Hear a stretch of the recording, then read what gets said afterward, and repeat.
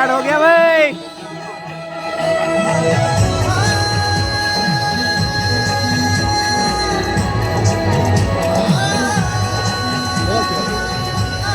ओ यार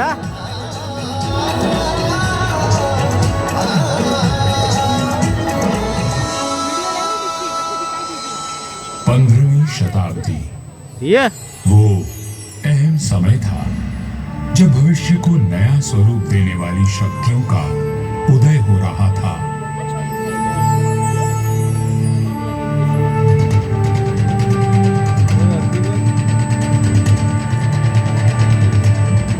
ओ यार ओहो लोधी राजवंश ने दिल्ली की गद्दी संभाली। मध्य एशिया यार में मेरे को लगा ही नहीं ऐसे बाबर का बताएंगे। जन्म हुआ और राठौड़ कुलगौरव राव जोधा जी ने मेहरानगढ़ दुर्ग की नींव डालकर जोधपुर नगर की स्थापना की। 1459 ईस्वी में बना मेहरानगढ़ उत्तर भारत की राजनीतिक सरगर्मियों का साक्षी भी रहा और केंद्र भी। ओहो जोधपुर के आकाश में राठौड़ राजवंश का तेजवान सूर्य दमका, जिसका उदय मंडोर में हुआ था।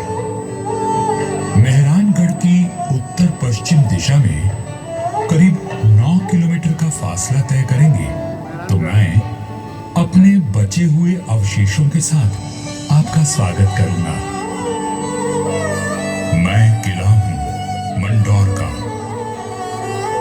मैं इतना प्राचीन हूं कि मुझे किसने बनवाया, कब बनवाया, ये किसी को भी याद नहीं। मंडोर की भूमि से आज भी अतीत के सिक्के, मंदिर के अवशेष, तोरण द्वार, स्तंभ और उत्कृष्ट मूर्तियां प्राप्त होती रहती हैं। मंडोर संग्रहालय में प्राचीन भारत के सभी प्रतीकों को सहेज कर रखा गया है, ठीक वैसे ही जैसे मैंने अपने जीर्ण अवशेषों में अनेकों गाथाएं संभाल रखी हैं।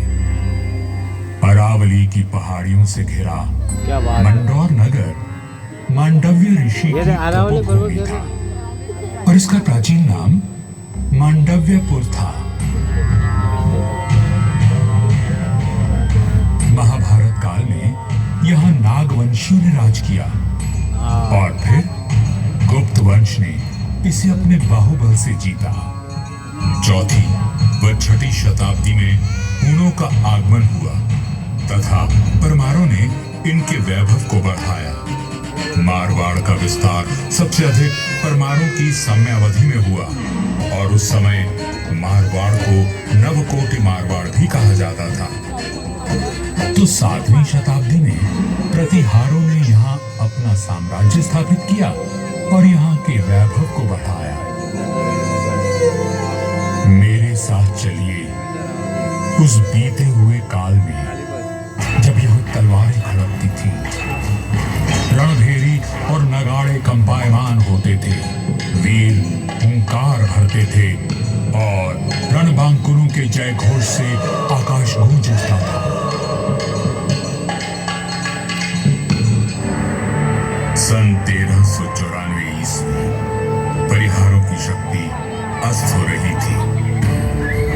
गुजरात के सूबेदार जफर खान ने दिल्ली की कमजोर सल्तनत के चलते मंडौर और नागौर को अपने कब्जे में ले लिया था। अब मेरी चार दीवारी में परिहार नहीं, तुर्क आ बसे थे। जफर खान का हाकिम ऐबक खान मंडौर दुर्ग का किलेदार था, जो आए दिन अपनी क्रूरता का प्रदर्शन करता रहता था। पीड़ित किसान मंडौर के इंदा परिहार के प्रधान वीर राव हेमा गहलोत के पास मदद के लिए पहुंचे। राव हेमा जी, ये तुर्क हमसे मनमाना लगान वसूल करते हैं। आए दिन हमारी गायों को चुरा कर ले जाते हैं और अब अपने घोड़ों के लिए घास से लदी गाड़ियां मांग रहे हैं। हम तो बर्बाद हो जाएंगे। अपनी शक्ति पर इतना अभिमान कि उसे 3 किसानों पर आजमा रहा है। भैरू जी की सौगंध, ओ तेरी। जुल्म करने के लिए अब ऐबक खान जिंदा नहीं बचेगा।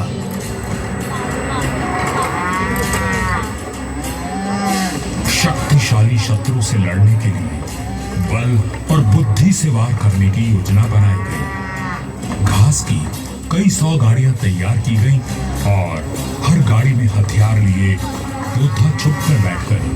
गाड़ियां जैसे ही किले के भीतर पहुंची, क्षत्रियों ने नारा लगाया, आयो लड़ो फतेह कर दो, आयो लड़ो फतेह कर दो।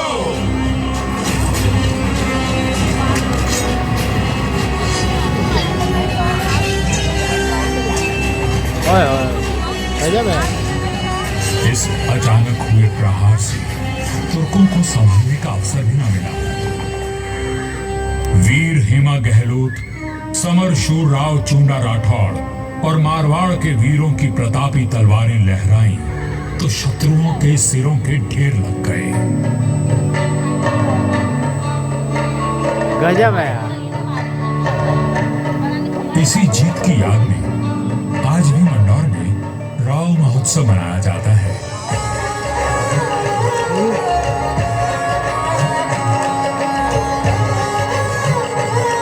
हर वर्ष होली के दूसरे दिन निर्भीक, क्या बात है। साहसी हेमा गहलोत और सभी वीरों को याद किया जाता है और बाबा भैरवनाथ जी की पूजा की जाती है, जिनके आशीर्वाद से वीर विजय हुए थे। मंदौर विजय के बाद भी इंदा परिहार का मन अशांत था, क्योंकि ये नगर शत्रुओं से घिरा हुआ था। तब उन्होंने शक्तिशाली राठौड़ वंश को राज सौंपने का निश्चय किया। इंदा के मुखिया राय धवल ने अपनी पुत्री का विवाह राव चुंडा से करवाया और दहेज में मंदौर का दुर्ग दे दिया गया। राव हेमा गहलोत ने राव चुंडा का राज तिलक किया और भाटों ने मंगल गान गाया। ओहो चवई चाड़ दी मांडो मरदाए जे इंदारो उदार कम दज कटे न बिसरे चूड़ो अपने कौशल और सामरिक सूझबूझ का परिचय देते हुए राव चुंडा ने अपने साम्राज्य को बढ़ाया और मंदौर को मारवाड़ की राजधानी बनाया।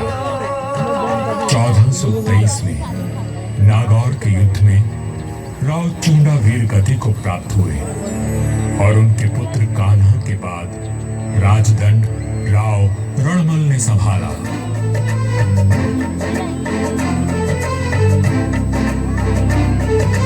मारवाड़ और मेवाड़ में घनिष्ठ संबंध थे, परंतु मेवाड़ नरेश राणा कुंभा के कान भरने लगे।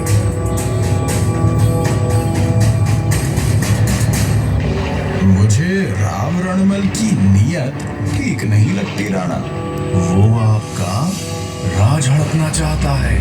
वह सिर्फ एक पक्ष को देखते हैं, दूसरे पक्ष से तो उनका कोई मोह नहीं। एक मधुर संबंध में संशय और अविश्वास का विष घोल दिया गया था। 1438 ईस्वी में राव रणमल अपने पुत्र जोधा के साथ चित्तौड़ के दुर्ग में था।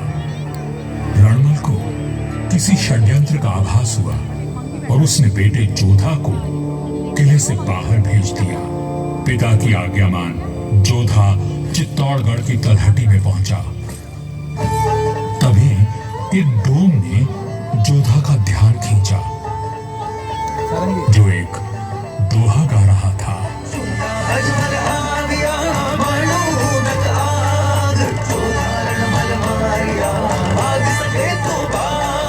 जो धारण मल मारिया भाग सके तो भाग। राणा कुंभा के निर्देश पर चुंडा ने राव रणमल की हत्या कर दी थी। पिता की हत्या का प्रतिशोध लेने की प्रतिज्ञा लेकर युवा जोधा मारवाड़ की ओर बढ़ चला, परंतु चुंडा उसका पीछा करता रहा। वह राणा कुंभा का ताऊ था और मारवाड़ का पुराना बैरी। काल बनकर मेवाड़ की विशाल सेना जोधा के पीछे पड़ी थी और वीरों का वंशज अपने 700 स्वामी भक्त लड़ाकों के साथ उनसे जूझ रहा था। विपत्ति के हर बवंडर को साथ कर जब जोधा मंडोर पहुंचा तो उसके पास केवल 7 सैनिक बचे थे, पर चूंडा यहां भी आ पहुंचा।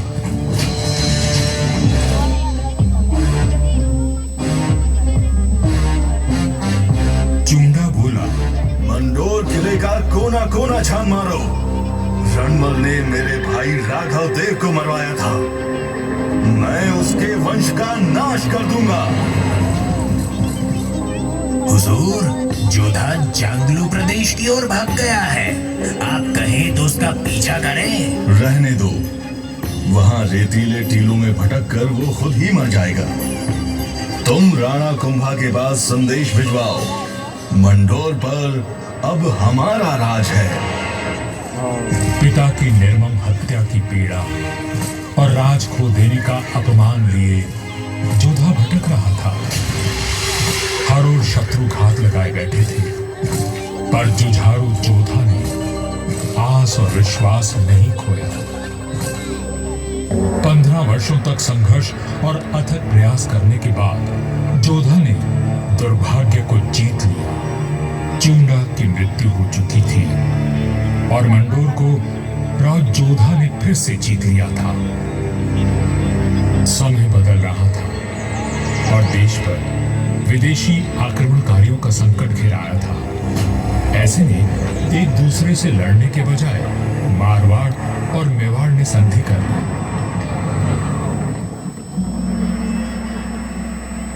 पर दूरदर्शी राव जोधा को कोई चिंता खाई जा रही थी और उस चिंता का कारण मैं यानी मंडोर का दुर्ग था। किस सोच में डूबे हैं राव जी? अपने आसपास देखो, क्या दिखता है? आकाश, जंगल, पहाड़ियां। ये पहाड़ियां ही मेरी चिंता है। कई सौ साल पहले ये काफी ऊंची थी और किले तक पहुंचना कठिन था, पर भारी वर्षा और धूल भरी आंधियों ने इनका कद घटा दिया है।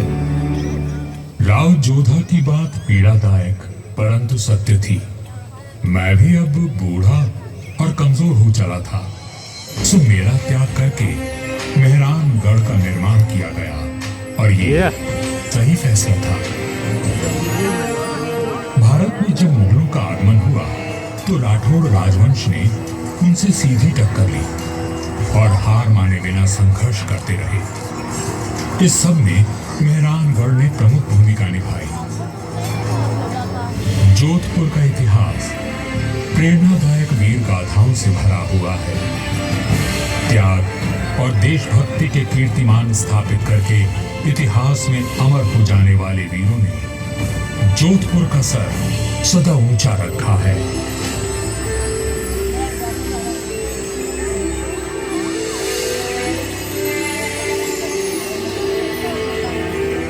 इस धरती पर जन्मे सपूत अपनी भुजाओं में इतना बल रखते थे कि मातृभूमि की रक्षा कर सके। तभी इनकी छत्र छाया में इनकी प्रजा सुखी और समृद्ध हुई। क्या बात है। पर यह बात कम ही लोग जानते हैं कि फौलादी सीनों में कोमल भावनाओं का भी वास था। राजधर्म का पालन करने वाले तलवार के धनी इन रणधीरों के मन में नवसृजन और कला के प्रति प्रेम भी बसता था, जिसका प्रमाण आज भी उपस्थित है और इस धरती का सौंदर्य बढ़ाता है। महाराजा अजीत सिंह जी को उनकी सृजनात्मक ऊर्जा और निर्माणों के लिए याद किया जाता है। उन्होंने देवी देवताओं की साल, अजीत पोल, मय पोल और एक खंबा महल बनवाया एवं भेरू बावड़ी और भेरू मंदिर का जीर्णोद्धार करवाया।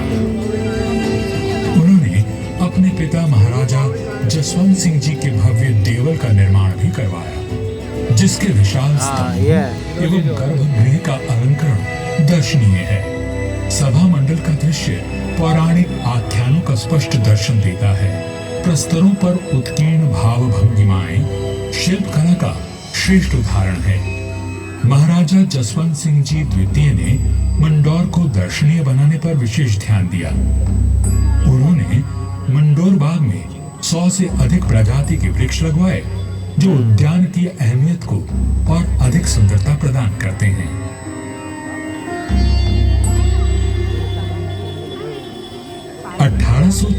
ईस्वी में महाराजा सरदार सिंह जी ने मंडौर के बाग को और संवारा।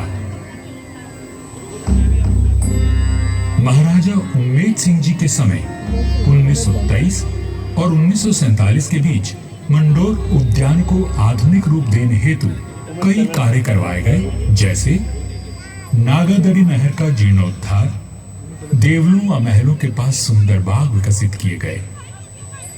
इसके साथ ही 4 दीवारी व दोनों मुख्य द्वारों का निर्माण हुआ।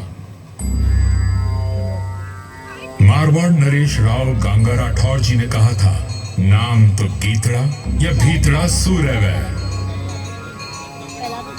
युगों तक मनुष्य की ख्याति या तो साहित्य सृजन से अथवा बड़े बड़े निर्माण कार्यों से रहती है।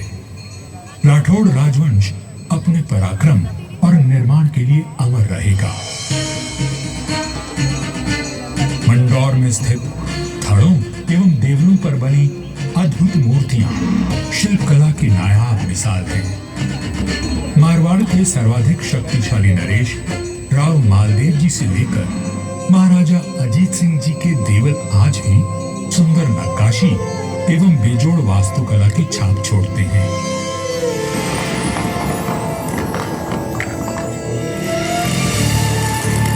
महाराजा अजीत सिंह जी के देवल का निर्माण इनके पुत्र महाराजा अभय सिंह जी ने संवत 1793 में शुरू करवाया, लेकिन इसे पूरा उनके प्रपौत्र महाराजा भीम सिंह जी ने संवत 1856 में किया।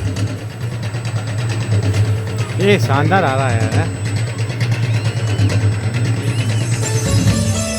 यह राजस्थान के समस्त देवलों में न केवल भव्यतम है, बल्कि अपनी कलात्मकता को सहेजे तत्कालीन शिल्पकला का विलक्षण उदाहरण है। 4 भव्य द्वारों एवं 4 सभा मंडपों से सज्जित यह देवल शैव धर्म की महत्ता को दर्शाता है।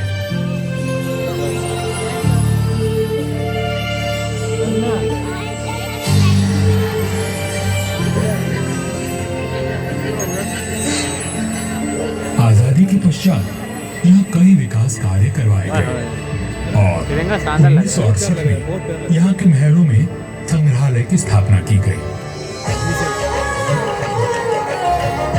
यहाँ जन्मे वीरों और स्वामी भक्तों की मिसाल युगों तक कायम रहेगी। जब वीरपुरी और नाग पंचमी को यहाँ विशाल जनसमूह उमड़ता है, तो आज भी हमारे आत्मीय संबंध जीवंत हो उठते हैं।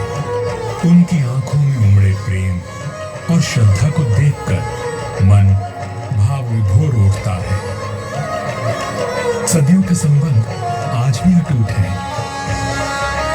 मुझे तो समय की आंधी ने नष्ट कर दिया, पर मंडौर के देवल, मंदिर, छतरियों और बाग को संभाल कर रखना इस पीढ़ी का कर्तव्य है।